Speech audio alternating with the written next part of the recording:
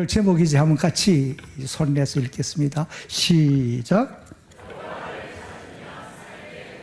누구를 찾으면 어떻게 되나요? 살게 됩니다.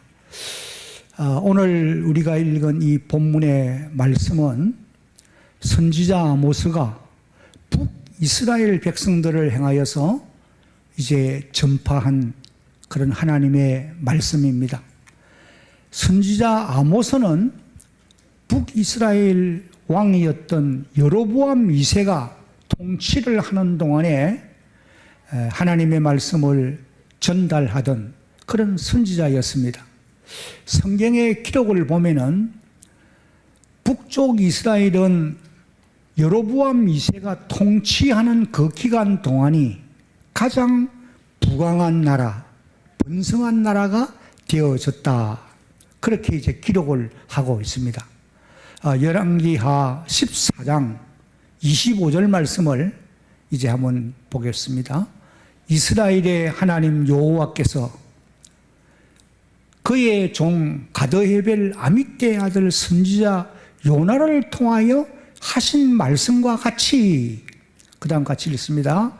여로보암이 이스라엘 영토를 회복하되 하맛 어기에서부터 아라바 바다까지 하였으니, 이 말씀은 여로보암 왕이 북이스라엘 왕인데 여로보암 이 2세가 하나님의 말씀을 따라서 통치를 하고 이제 나라를 다스리고 자신이 하나님의 말씀대로 삶으로 인하여 잃어버렸던 영토를 회복하는, 그래서 이스라엘, 북이스라엘 나라가 아주 부강한 나라로 성장하는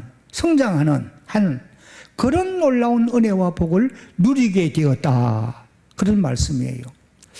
여러분, 오늘 저와 여러분들도 우리가 살아가는 이 시대가 아무리 어렵다 하더라도 여러분들이 하나님의 말씀을 순종하여 하나님을 바르게 섬겨 살아보려고 노력해가면 하나님께서도 약속하신 은혜와 복을 여러분들에게 내려주실 줄로 믿으시기 바랍니다.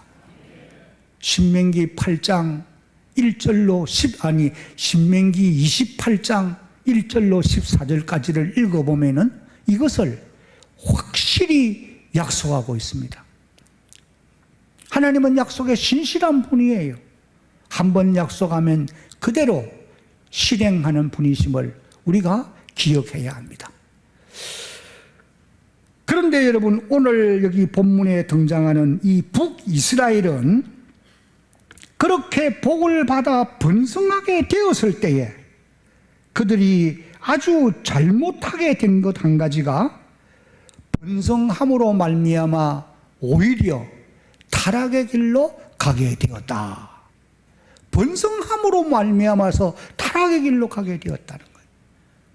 배가 부르고 부유해지고 모든 것이 달성됨으로 인해서 타락의 길로 가게 되었다. 너무나 안타까운 일이 아닙니까? 선지자 아모스와 동시대에 하나님의 말씀을 대언하던 호세아 선지자가 지적한 말씀을 읽어보면은 우리가 그것을 잘 알 수가 있습니다.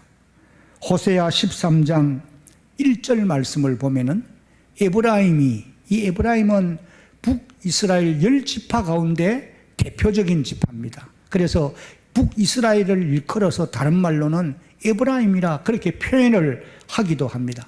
에브라임이 말을 하면 사람들이 어떻게 되었어요? 벌벌 떤다는 거예요. 권세가 아주 대단한 것입니다. 그가 이스라엘 중에서 자기를 어떻게 하더니 높이더니 아주 교만해 있는 모습이에요. 그 결과가 어떻게 되어졌느냐? 바알로 말미암아 범죄함으로 망하게 되어졌다. 이어지는 2절 말씀도 보면은 여전히 계속해서 바알을 섬기는 그런 경지에 이르게 되었다. 그렇게 기록한 말씀을 봅니다. 호세아 13장 6절 말씀에도 보면은 다 같이 한번 읽어봅니다. 시작. 그들이 먹여준 대로 배가 불렀고 배가 부르니 그들의 마음이 교만하여 이로 말미암아 한번 따라합시다. 하나님을 잊어버렸느니라. 하나님이 필요한 모든 것으로 배불리 먹여주었어요. 그랬는데 배가 부르니까 사람의 마음이 바뀌어요. 교만해졌어요. 그 결과 어떻게 되었느냐? 하나님을 잊어버리는 그런 경지에 이르고 말았다. 그렇게 이제 말씀을 하고 있는 것입니다. 여러분, 우리가 여기서 꼭 한 가지 기억하고 가야 할 것이 있을 것 같습니다. 우리가 번성하고 부요하게 되는 것이 하나님의 축복이라고 말할 수 있겠지만은 그것이 꼭 다 좋은 것만은 아니다. 왜냐하면은 타락한 인간은 부요하게 되어지면은 마음이 교만해져서 하나님을 떠날 수 있다는 거예요. 오늘 이 자리에 예배를 드리는 사랑하는 성도 여러분, 우리가 지난날에 어렵고 힘들 때가 없지 않아 있었습니다. 저도 학교를 다니는 그런 학생 시절에는 정말 힘들었어요. 돌이켜보면 어떻게 그런 세월을 살아왔는가. 참 그렇게 어려운 때를 기억하는데, 하나님 앞에 그런 시절에는 우리가 밤낮을 가리지 않고 기도하고 어떻든지 하나님 뜻대로 살아보려고 노력하고 하나님 나로 하여금 부요한 자가 되어지도록 도와주십시오. 그렇게 기도하며 간절히 매달리기도 했는데 하나님이 오늘의 저와 여러분들을 이 자리에 있게 해주신 거예요. 그러면 우리가 오히려 하나님께 더 감사하고 더 잘 섬기려고 노력해 가야 될 것 아니냐는 말이에요. 그러나 한번 돌이켜 보십시오. 우리가 지금 그렇게 살아가고 있는지. 꼭 북이스라엘 백성들의 모습이 오늘 우리의 모습과 닮은 점이 너무 많다. 그런 생각이 들어요. 그래서 잠언 기자 솔로몬은 이런 기도를 하나님께 드렸어요. 하나님이여, 나로 하여금 가난하게도 마옵시고 부하게도 마옵시고 오직 필요한 양식으로 나를 먹이시옵소서. 잠언 30장 9절 말씀을 우리 소리내서 한번 같이 읽겠습니다. 시작. 홍내가 배불러서 하나님을 모른다. 여호와가 누구냐 할까 하오며 홍내가 가난하여 도둑질하고 내 하나님 이름을 욕되게 할까 두려워함이니이다. 여러분, 북이스라엘은 하나님이 주시는 복을 받아 번성하게 되므로 배가 불렀고 마음이 교만하여서 각종 죄를 범하게 되었다. 선지자 아모스는 이것을 지적하고 있습니다. 본문 7절을 보면은 정의를 쓴 쑥으로 바꾸며 공의를 땅에 던지는 자들아. 정의와 공의가 사라졌다는 거예요. 정의를 행하며 공의를 실천해야 하는데 이것이 사라졌다는 거예요. 오늘 우리가 살아가는 이 사회가 이런 공의를 잃어버리고 정의가 상실된 이런 때를 살아가고 있는 것 아닌가. 아마 그런 느낌을 가지게 되는 것입니다. 10절로 13절까지도 읽어보면은 무리가 성문에서 책망하는 자를 미워하며 정직히 말하는 자를 싫어하는도다. 선지자들이 하나님의 말씀을 바르게 선포하는데 백성들이 듣기를 싫어한다는 거예요. 옳은 말을 하는데 듣기를 원치 않아요. 그리고는 또 11절을 보면은 힘없는 자를 밟고 그들에게서 미래의 부당한 세를 거두어선저 착취하는 것이지요. 12절을 보면은 너희는 의인을 학대하며 뇌물을 받고 성문에서 가난한 자를 억울하게 하는 자로다. 그러므로 이런 때에 지혜자가 잠잠하나니 이는 악한 때임이다.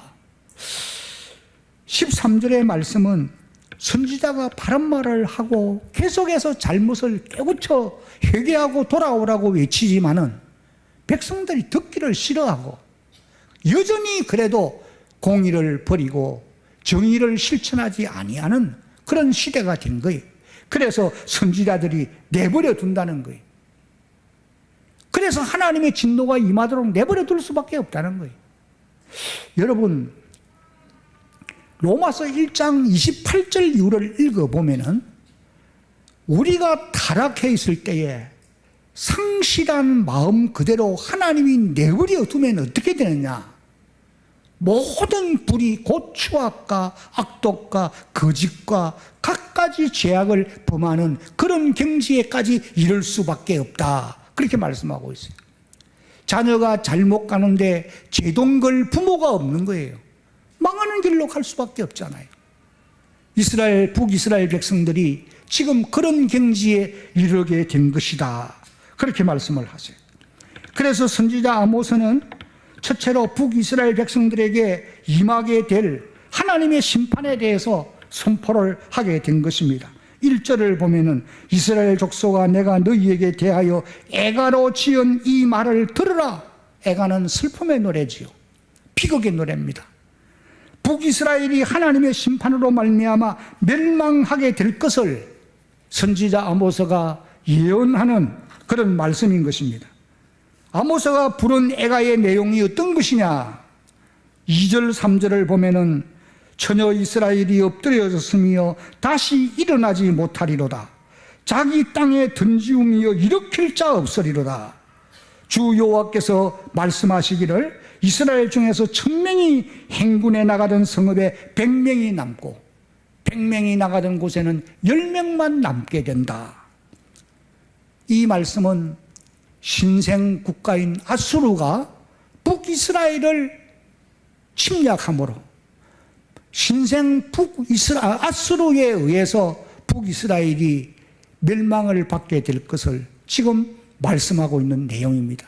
어느 정도로 비참하냐? 1000명이 살던 곳에 100명이 겨우 남고 100명이 머물던 곳에 10명이 남는 10분의 9가 죽임을 당하는 비참한 현실을 이제 말씀하고 있는 것입니다. 그리고 또 16절과 17절 말씀을 읽어보면은 온 나라가 초상집과 같이 되어질 것이다. 그렇게 말씀을 하시고 계세요. 그러므로 주 만군의 하나님 여호와께서 이같이 말씀하시기를 사람이 모든 광장에서 울겠고 모든 거리에서 슬프도다 슬프도다 하겠으며 농부를 부르다가 애고하게 하며 울음꾼을 부르다가 울게 할 것이며 17절에 모든 포도원에서도 울리니 이는 내가 너의 가운데로 지나갈 것임이니라. 여호와의 말씀이니라.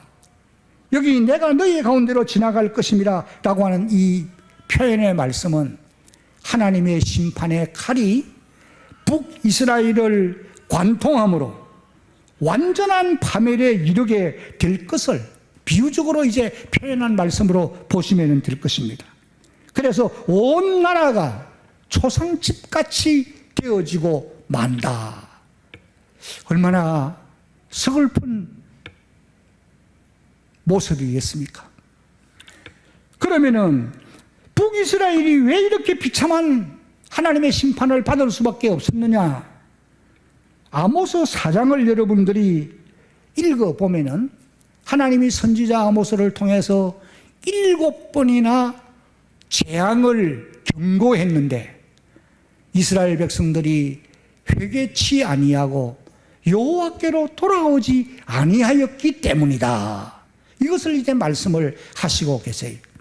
아모스 4장 6절로 11절까지에 기록되어 있는 말씀인데 아주 긴 말씀이에요. 다 읽지는 않겠습니다. 하나님이 양식이 핍절하게 만들었는데도 너희가 회개하고 내게로 돌아오지 아니하였느니라. 여호와의 말씀이니라.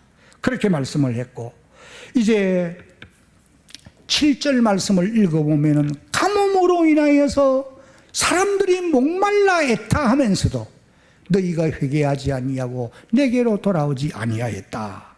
그러면은 농사가 망하는 경지에 이르게 되었는데도 너희가 회개하고 내게로 돌아오지 아니하였다.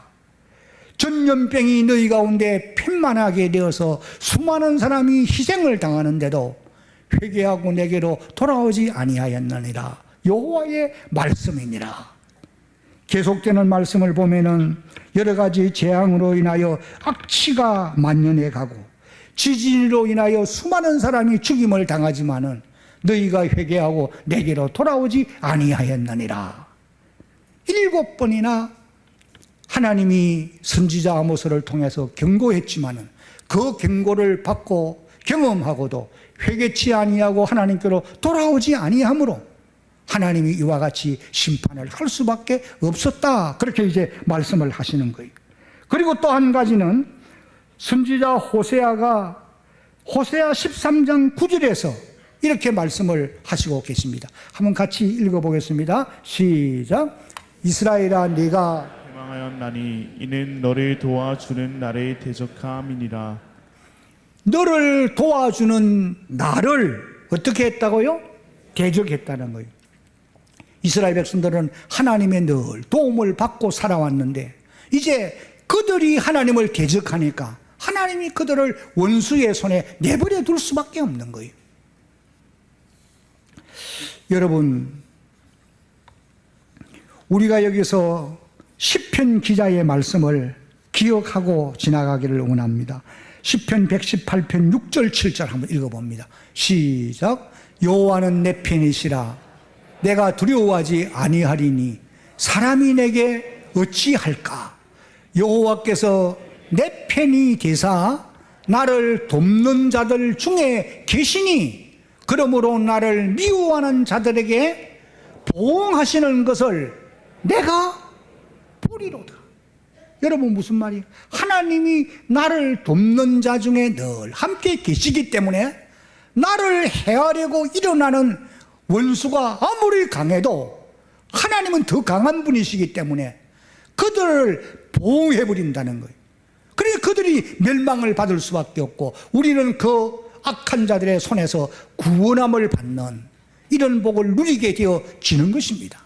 그러므로 사랑하는 성도 여러분, 하나님께서 오늘도 나를 우리를 돕는 자로 함께 계셔야 할 줄로 믿습니다.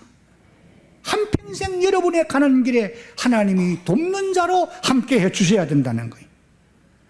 사랑하는 성도 여러분, 오늘 선지자 이사야 아모스를 통해서 이제 선포되고 있는 이런 말씀은 조금 전에도 말씀드렸듯이 북이스라엘 백성들을 향하여 주시는 하나님의 말씀인 것입니다.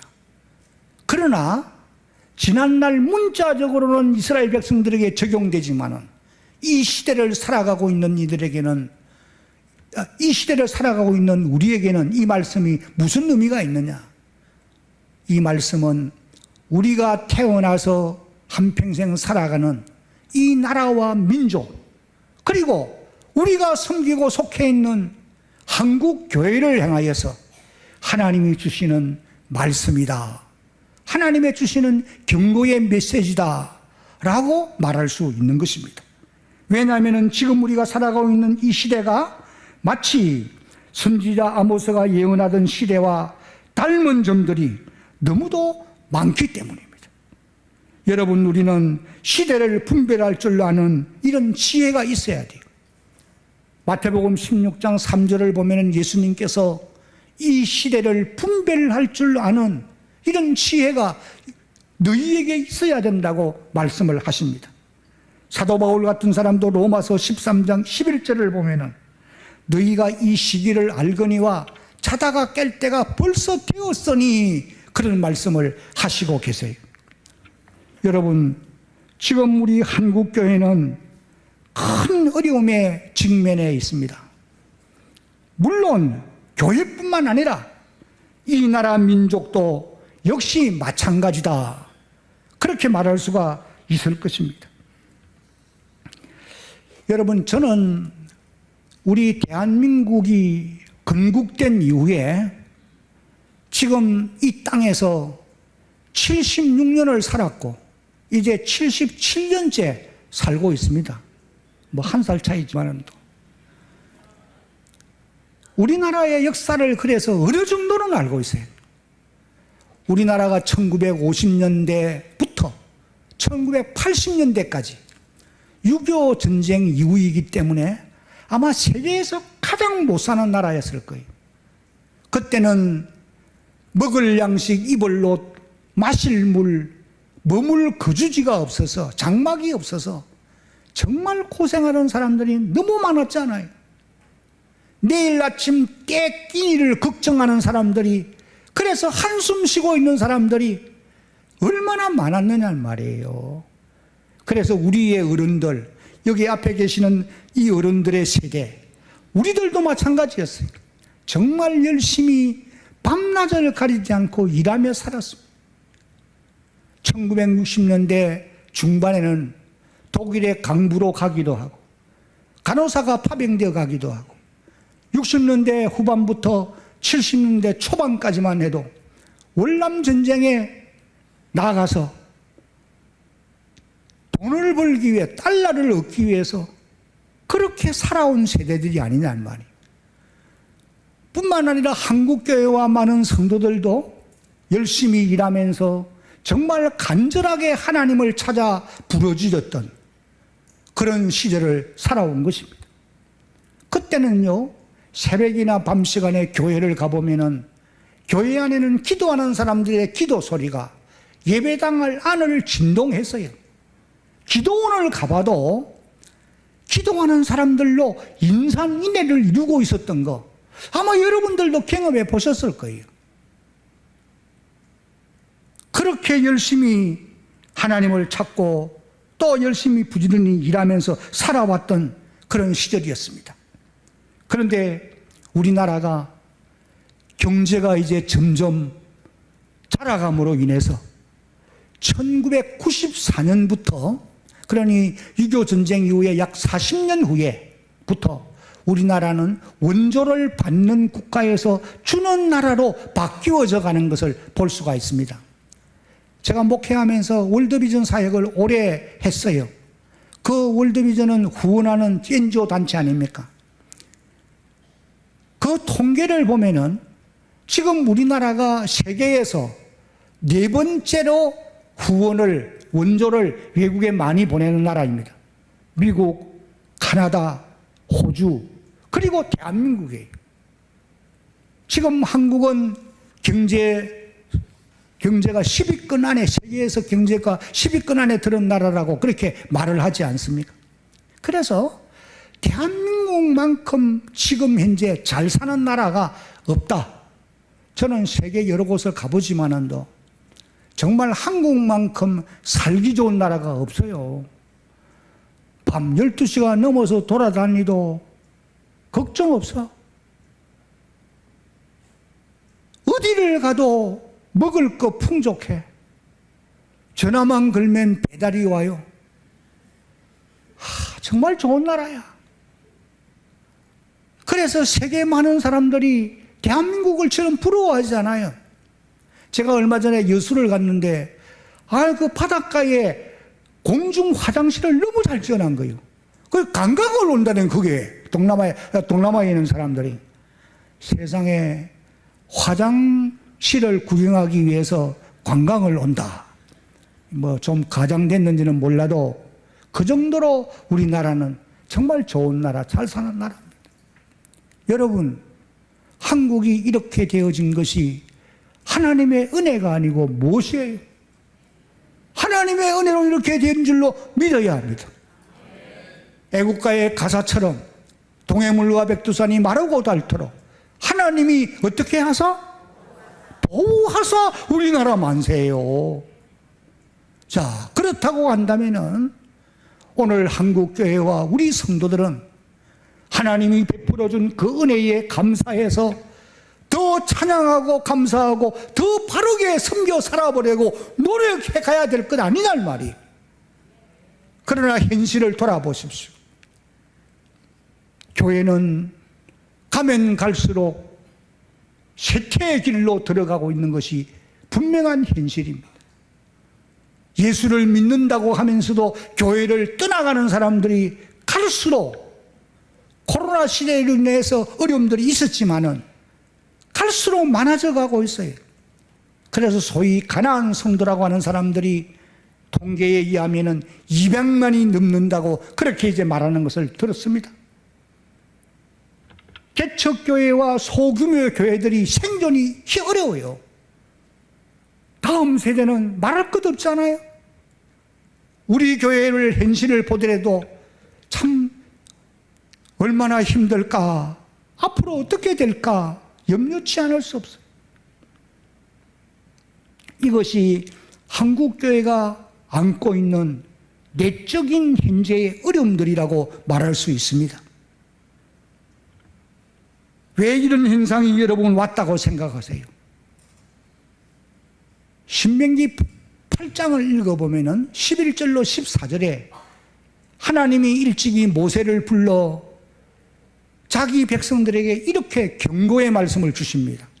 너희가 이제 요단강 건너 가나안 땅에 곧 들어갈 것인데 그 땅에 들어가면 그곳에 가서 너희가 범사에 하나님의 복을 받아 은금이 정식되고 노복이 많아지고 소유가 풍부하게 되고 먹어서 배부르고 아무 부족함이 없게 되는 복을 누릴 것이다.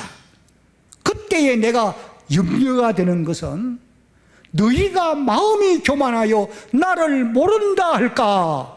내가 두려워한다. 나는 너희를 애굽 땅에서 인도하여 낸 여호와 하나님이니라. 그렇게 말씀하고 있어요. 이스라엘 백성들은 요단강 건너 가나안 땅에 들어갔어요.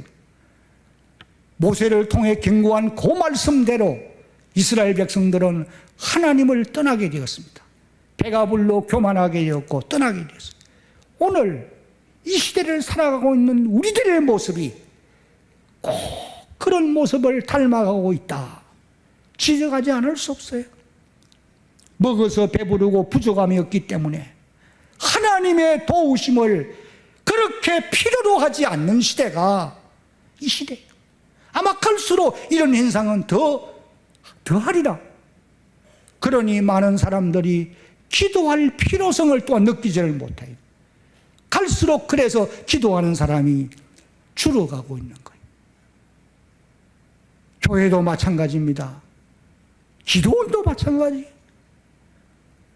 많은 사람들이 오고 가던 기도원들이 지금은 정말 적막강산입니다.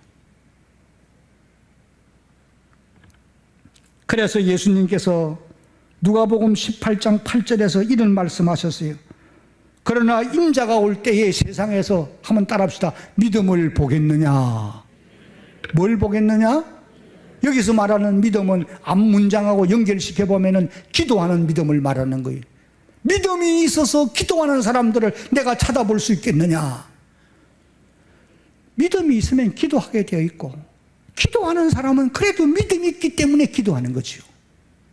나는 여러분들에게 기도하는 믿음을 하나님이 선물로 충만히 주기를 예수님의 이름으로 축복합니다. 그리고 또 한 가지 꼭 우리가 알아야 될 안타까운 일이 있습니다. 이 나라와 이 백성들이 교회를 보는 시각이 너무 부정적이라는 거예요. 이제는 노골적으로 교회를 향하여 욕합니다. 업신여깁니다. 심지어 교회를 폐쇄해버리려고 지난번 정부는 폐쇄법도 발의했어요. 국회의장으로 계셨던 김진표 장로님에 의해서 그것이 일단 무산은 됐다는 얘기를 들었습니다.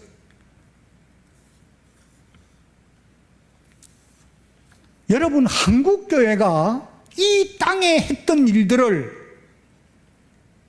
이 백성들이, 이 나라가 잊어버렸어요. 한국교회가 이 땅에 했던 일들이 얼마나 많은지 아십니까? 선교사들이 최초에 들어와서 병원을 세워서 질병을 치료해 주었습니다. 학교를 세워서 문맹을 개치했어요. 고아원, 양로원, 고아원, 양로원, 모자원, 이런 어려운 부르시설들을 만들어서 가난한 자를 도왔습니다. 경건한 사회단체를 만들어서 백성을 계몽시켰어요. 제가 알기로 80년대까지만 하더라도 교회가 정부보다도 구제를 더 많이 했습니다. 그건 틀림없는 사실이에요. 그럼에도 불구하고 이 나라 이 백성들은 교회가 잘했던 선한 일은 하나도 기억지 않고 오히려 이제 교회를 대적하는 자리에 이르러 있다, 그렇게 말할 수 있어요. 어떻게 이 나라가, 이 사회가 교회를 대적하고 있는지 아십니까? 지금 보세요. 국회나 정부나 노조나 언론이나 이런 곳에서 악법을 제정하려고 얼마나 열심을 다합니까? 동성애법, 하나님 제일 싫어하는 거예요. 그 외에도 성소수자 차별금지법, 또 잘못된 인권조례법들, 하나님이 다 싫어하는 것들이에요. 만약에 이런 법들이 통과되면은 이 사회는 성적 문란이 급격히 오게 되고 차세대 교육은 더 어려워질 것이고, 특별히 교회는 복음을 전하기가 어렵습니다. 교회는 위축을 받을 수밖에 없어요. 얼마 전에 프랑스의 한 변호사님이 와서 강의할 때 들어보니까, 지금 프랑스는 이미 벌써 동성애법 성차별법 결정했거든요. 그러니까 복음을 전하는데 얼마나 제약을 받고 있는지 모른다는 거예요. 한국도 지금 그 길로 지금 가고 있다는 거예요. 이것을 우리는 꼭 알고 막아내야 되는 겁니다. 그리고 또 이번 이 정부가 한국교회 박해를 시작한 것이다, 저는 그렇게 말씀을 드리고 싶어요. 그 증거가 뭐냐면은 지금 대형교회 담임 목사님들이 압수수색을 받은 사람이 한두 사람 아니에요. 극동방송국 이사장 김장환 목사님 같은 분은 연세가 92세인데 그분도 압수수색 받아가지고 지금 구속시키려고 지금 안간힘을 다 쓰는 거 우리가 보고 있습니다. 특별히 우리 고신총회에 속한 세계로교회, 지금 한 5천 명이 모여요. 우리 부산에 있는 우리 고신교회예요. 손현보 담임 목사님이 경미한 선거법을 위반했다고 해서 도주 우려가 있다고 하는 이유로 법원이 구속영장을 발부한 거예요. 그래서 지난 월요일 날 구속이 되었어요. 그래서 우리 고신총회가 이를 그냥 보고 지나갈 수가 없어요. 총회가 결의하기를 이는 교회 박해라, 한국교회 역사 이후로 이런 일이 없었다. 그래서 교회는 우리 총회는 성명서를 내고 지금 강력하게 항의하는 그런 가운데 있습니다. 여러분, 우리 대한교회도 고신총회에 속해 있는 그런 교회로서 총회가 가는 이 길을 따라가서 함께 서명을 해야 된다 그러면 서명도 하고, 또 항의하는 곳에 나오라고 하면 시간 내서 나가야 돼요. 왜? 그래야만이 이 악한 자들의 이와 같은 이 박해를 막아낼 수가 있기 때문에 그렇다는 거예요. 이런 일들은 하나님을 대적하는 행위이기 때문에 반드시 강력하게 항의해야 되는 겁니다. 그냥 평안하게 생각하고 가면 안 돼요, 여러분. 여러분, 국가 공권력이 이런 행동을 하는 것은 북한이나 공산주의 나라에서만 할 수 있는 일인 것이 분명해요. 우리나라가 1945년에 해방이 된 이후에 여러분 보세요. 이념의 갈등으로 인하여 남과 북이 갈라졌잖아요. 북은 김일성이가 통치하는 공산주의가 되었고, 남쪽은 이승만 박사의 주도하에 자유민주주의인 대한민국이 세워져서 오늘까지 이곳에서 우리가 정말 편안하게 살아온 것이 분명한 사실이잖아요. 그런데 북한 땅은 그 당시 교회가 약 2,000개 정도가 있었어요. 그런데 북한 정권에 의해서 폐쇄되어지고 재산은 몰수당했고 교회 지도자들과 많은 성도들이 죽임을 당했습니다. 약 100만 명 정도가 죽임을 당했다고 기록을 한 것을 봅니다. 그리고 기독교 신앙은 전멸 상태에 이르고 만 것이 오늘 현실이잖아요. 그러나 우리 대한민국은 60년대 이후부터 교회가 부흥했는데 지금 한국에는 5만여 개의 교회가 아직도 건재해 있어요. 그리고 또 1천만 성도들이 이 땅에 존재하고 있는 것이 분명한 사실입니다. 그러나 여러분, 최근에 이르러서 한국 교회와 우리나라 자유민주주의 체제를 위협하는 북한 공산주의 이념, 중국식 사회주의, 이런 체제가 이 땅에 점점 뿌리를 깊이 내려오고 있다. 이거 여러분이 모르면 안 됩니다. 통계에 의하면 약 40%에 가까운 사람들이 자기도 알지 못하는 사이에 북한을 찬양하고 사회주의를 동경하고 있다는 거예요. 여러분들이 꼭 알아야 될 것 제가 말씀을 드린다고 하면, 저는 솔직히 이제 은퇴한 목사로서 조용하게 살다가 끝나면 돼요. 그러나 여러분, 나는 대한교회 모든 성도들이 분명히 이것은 바로 알아야 돼요. 무엇을 바로 알아야 되느냐? 여러분, 공산주의와 사회주의는 왜 우리가 반대하고 막아야 되느냐 하면은 교회를 인정하지 않기 때문이고, 우리로 하여금 예수 믿지 못하게 하기 때문에 강력하게 막아야 되는 거예요. 이걸 여러분들이 잊어버리고 살면 안 돼요. 이런 문제는 동성간의 문제가 아니에요. 민주당 국힘의 문제가 아니란 말이에요. 지금 사단은 이념의 문제로 인하여서 이 백성들을 병들게 만들고 갈라치게 만들고 둘로 나눠버리고 있어요.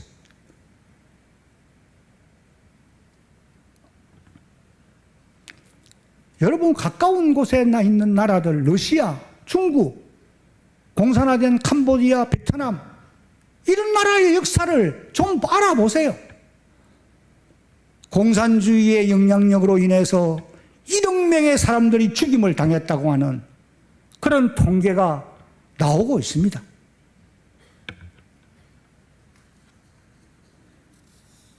사랑하는 성도 여러분, 오늘 우리 성도들은 참으로 어려운 때를 지금 삽니다. 그러나 우리에게 한 가지 소망이 있다고 하는 것은 교회의 주인이신 하나님께서 살아계시고 그분이 우리와 함께 계시기 때문이에요. 대형교회 공동체 안에는 지난 주간에도 말씀드린 사도 요한이 밤모섬에서 보았던 그 주님이 그런 모습으로 오늘도 지키고 계심을 믿어야 합니다. 한국교회도 이것을 믿어야 돼요.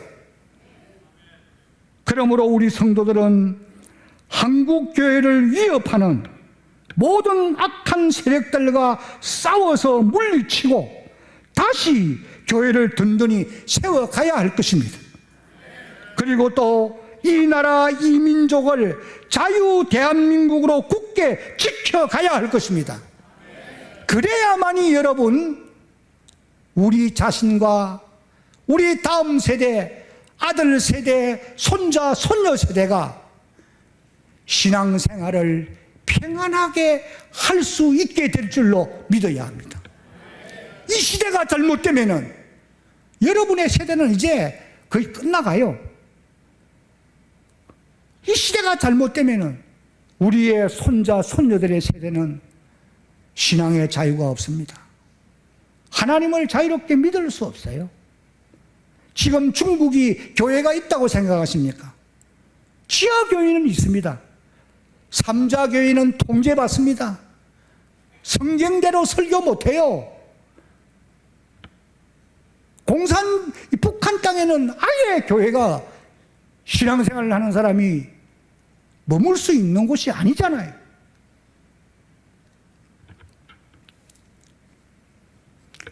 제가 이 말씀을 드리는 것은 오늘 한국교회뿐 아니고 우리 대한교회 성도들도 이 나라가 조용한 것 같고 우리 주변이 조용한 것 같으니까 아무런 어려움 없이 가는 것처럼 보이지만은 설마 우리나라가 공산주의로 가고 사회주의로 가겠습니까? 말하는 사람들이 있지만은 설마는 사람을 잡아먹는 거요.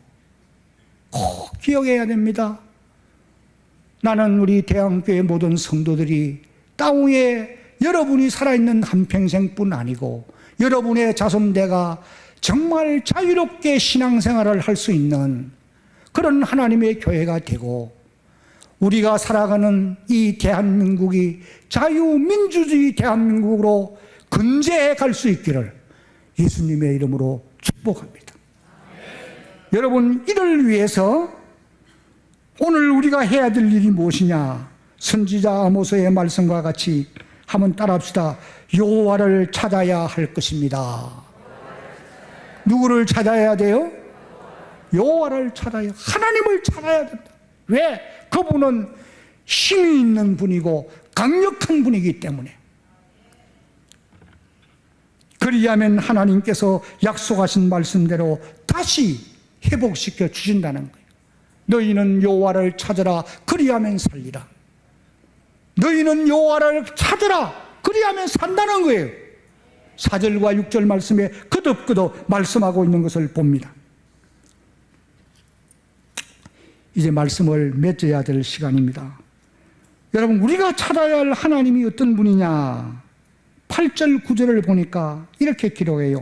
묘성과 삼성을 만들며 사망의 그늘을 아침으로 바꾸고 낮을 어두운 밤으로 바꾸며 바닷물을 불러 지면에 쏟으시는 이 그분의 이름은 여호와이시니라.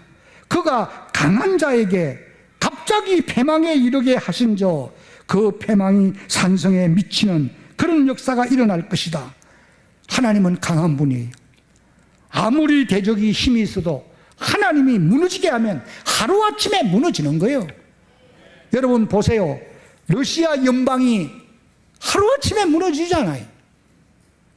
하나님은 강한 분이기 때문에 그렇게 하실 수 있다는 거예요. 그분을 찾으라는 거예요. 그리하면 살게 된다고 말합니다. 오늘 우리 성도들이 하나님을 찾으려고 하면은 첫째는 회개해야 된다고 가르칩니다. 뭘 해야 돼요? 회개해야 된다. 이사야 59장 2절 오직 너의 죄악이 너희와 너희 하나님 사이를 갈라놓았고 너희의 죄가 그의 얼굴을 가리어서 너희에게 듣지 않으시게 함이니라. 두 번째, 우리가 하나님을 찾으려고 하면 말씀과 기도를 통해서 찾아야 된다고 가르칩니다.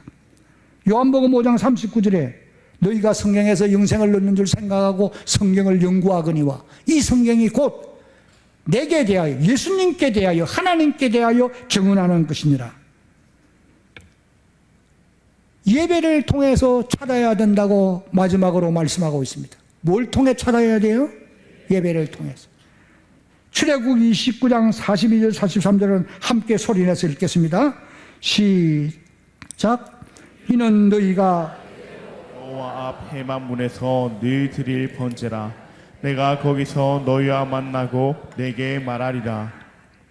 43절 내가 거기서 이스라엘 자손을 만나리니 내 영광으로 말미암아 해막이 거룩하게 될지라. 예배의 장소에서 하나님을 만나게 된다는 거예요. 이것이 약속의 말씀이에요. 나는 여러분들이 이 예배당에 나와서 찬송하고 기도하고 하나님의 말씀을 들으면서 이 가운데 역사하시는 하나님을 찾음으로 그분을 만나는 축복이 있기를 예수님의 이름으로 축복합니다.